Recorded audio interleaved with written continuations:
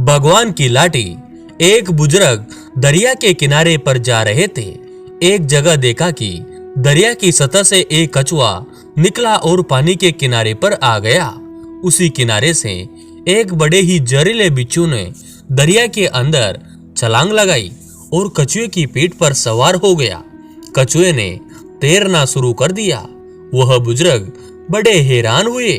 उन्होंने उस कछुए का पीछा करने की टाल ली, इसीलिए दरिया में तैरकर उस कछुए का पीछा किया।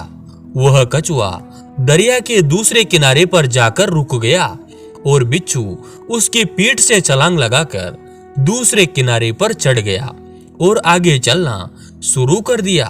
वह बुजुर्ग भी उसके पीछे चलते रहे। आगे जाकर देखा कि जिस तरह बिच्छू जा रहा था, उसके रास्ते में एक भगवान का भक्त ध्यान साधना में आंखें बंद कर भगवान की भक्ति कर रहा था।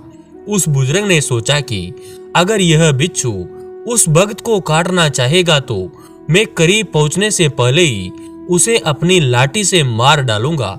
लेकिन वह कुछ कदम आगे बढ़े ही थे कि उन्होंने देखा दूसरी तरफ से एक काला जहरीला सांप तेजी से उस भक्त को डसने के लिए आगे बढ़ रहा था। इतने में बिच्छू भी वहां पहुंच गया।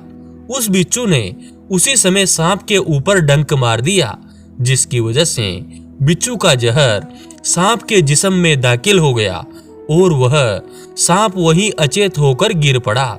इसके बाद वह बिच्छू अपने रास्ते पर वापस चला गया। थोड़ी देर बाद जब वह भक्त उठा, तब तक उस बुजुर्ग ने उसे बताया कि भगवान ने उसकी रक्षा के लिए कैसे उसे कछुए को दरिया के किनारे लाया, फिर कैसे उस बिच्छू को कछुए की पीठ पर बैठाकर उसे बचाया।